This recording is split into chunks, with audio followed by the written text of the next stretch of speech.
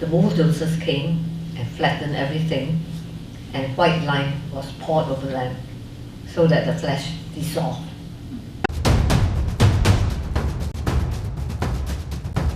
Hello, my name is Stanley Heller. Welcome to the Struggle Video News. It may seem to be impossible, but let's start with some good news. Mohsen Madawi has been let out of immigration jail and is on bail. He was a student leader at the protest at Columbia. The judge noted that he has been charged with no crime at all, and that his continued detention would chill free speech. And amid all the rubble in northern Gaza, a community education center has been built by Anas Arafat.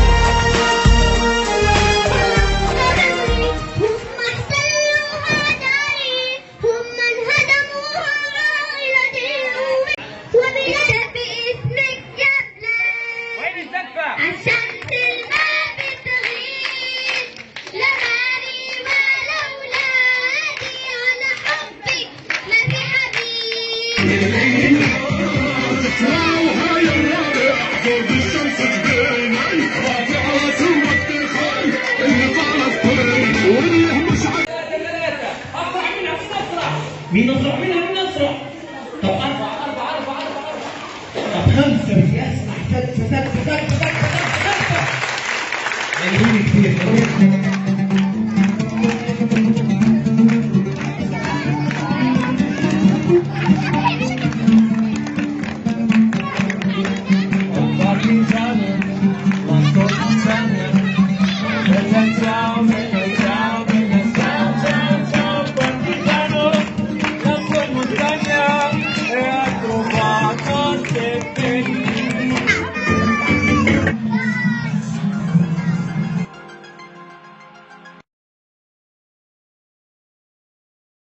Here are photos of Syrians joyfully watching a new government of Syria taking its place at the United Nations instead of the hated Assad regime. And now to some of the endless bad news. Israel expanded its warfare in Syria right up to the gates of the presidential palace in Damascus. Charles Lister writes, from 2011 to 2024, Bashar al-Assad's regime killed 500,000 plus people, launched 330 plus chemical attacks, and facilitated a strategic presence of tens of thousands of Iran, Hezbollah, and other IRGC proxies. Never once did Israel strike outside of Assad's palace.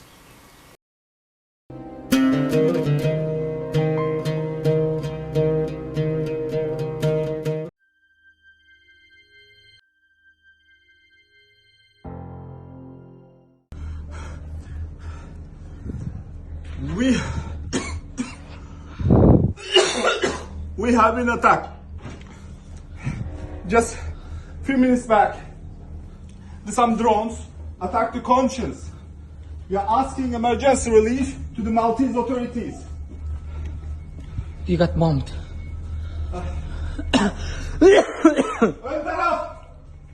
You got bombed. 14 miles far from Maltese port. I don't know what to say. We got bombed. You see the holes over here?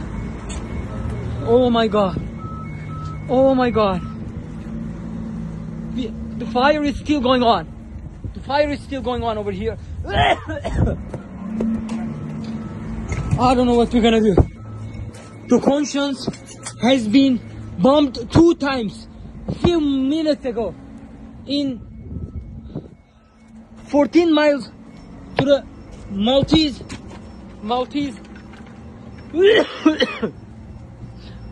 port, Valletta. The fire is still going on, but I cannot go ahead. I wanna just. Oh my god, I don't know what to say. I don't know what to say.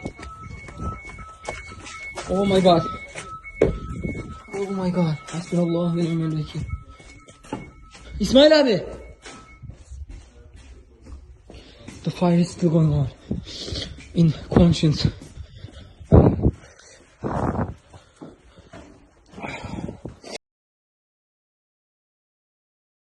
Palestine! Free, free Palestine! Free, free Palestine! Free, free Palestine! Free, free Palestine! Free, free Palestine! Free, free Palestine! Free, free Palestine! Free, free Palestine! Free, free Palestine! Free, free Palestine!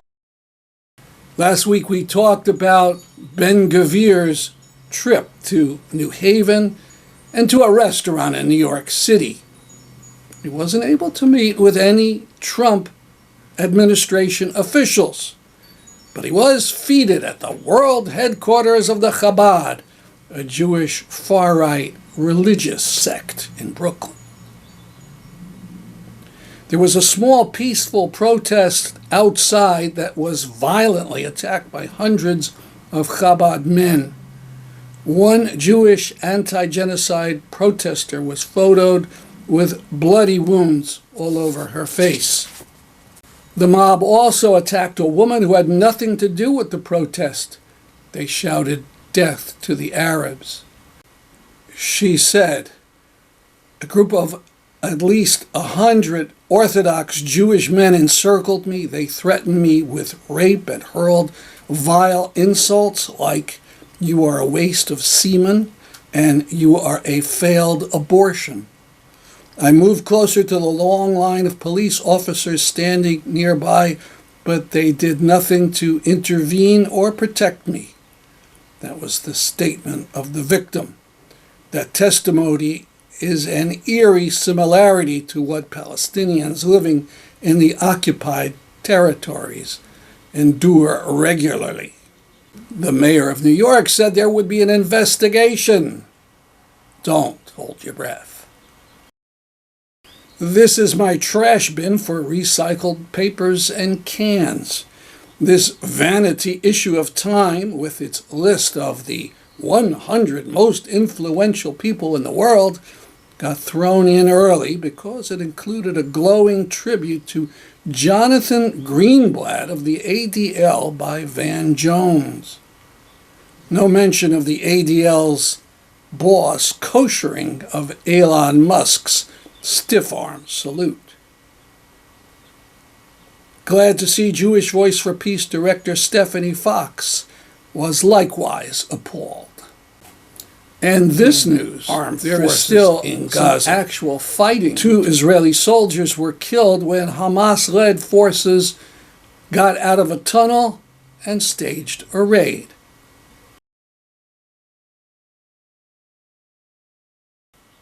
But what is the big issue in Israel? Wildfires.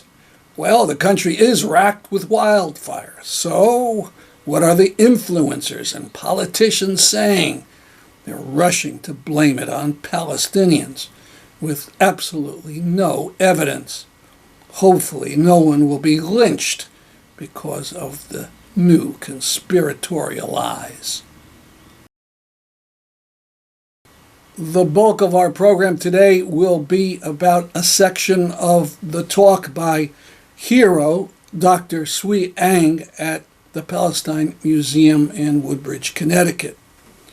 In the last section we presented to you, she had been talking about serving in a hospital in Beirut in '82 during the Sabra-Shatila massacre, and had just finished describing how a mother refused the last unit of blood in that hospital section so it could go to her wounded child.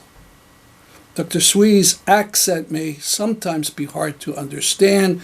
We added some subtitles, but please concentrate and even replay sections to hear about these crimes. She is a world treasure. The whole hospital has got thousands of refugees sitting all over the hospital. We ran out of blood, we ran out of food, no water, and people were frightened.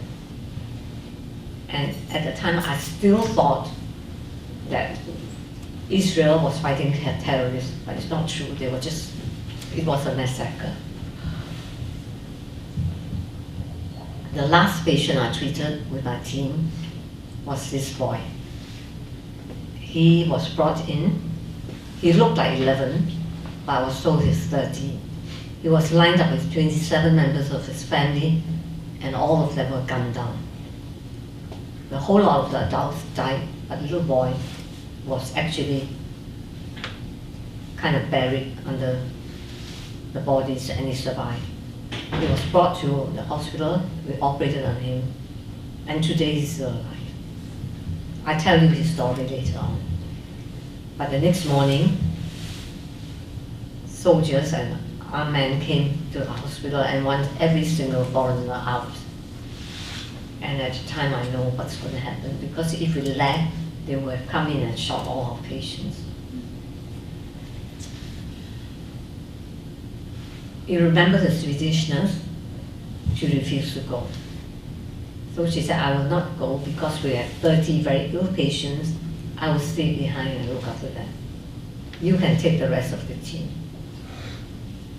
Until very recently, I could not tell her story because some people were, maybe she doesn't want me to say, but she saved everybody, while the rest of us were taken down the road. And when I came up of the basement operating theater, turned the corner into Main Street, and I found that the camp was massacred. Bodies actually kind of decayed in the hot Beirut sun. Remember, it was September. And at the time, it all clicked. And now I remember my Palestinian friends talking to me about the massacres their family has, suffered and so on. So this is yet another massacre.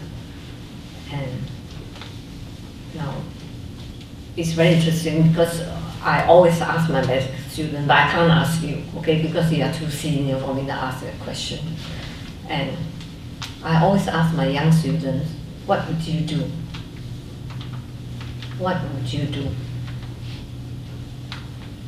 Well, there was an offer to be evacuated out of the situation, to get counseling and all that, but I refused.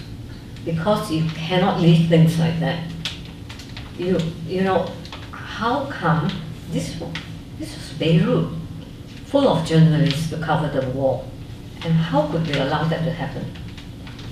Every dead body will have with them a Palestinian refugee identity card. So, they are people, and we allowed them to be killed again and again and again. So you cannot leave them. And they died refugees, their children will grow up refugees, and probably again will die refugees in a world that actually turned away. This is not possible. So I stayed. Maybe I was a bit out of my mind. And so a lot of my colleagues left. I came back to the refugee camp when it was open, and I found that the houses, the little camp houses that were built, again, bulldozed and shelled. If you look at this building, you can see that it just began to repaint the house. The green paint was fresh, not even dry. yet the people were gone.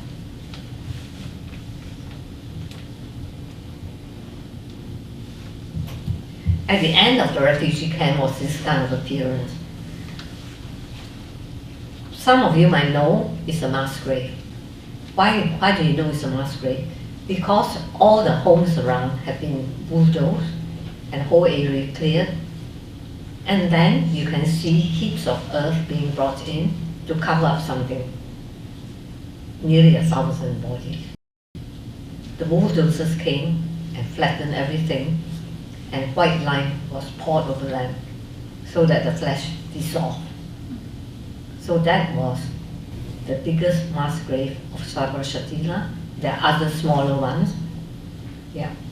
And each year, that's where we go to pay our respects. And I found orphans everywhere, standing before the walls where their parents were murdered. Children without homes when the Lebanese winter comes. And of course, I will tell you the rest of the story of Munir. Munir was shot 3 times, but he survived. I went to visit his home because I know 27 members of his family has died.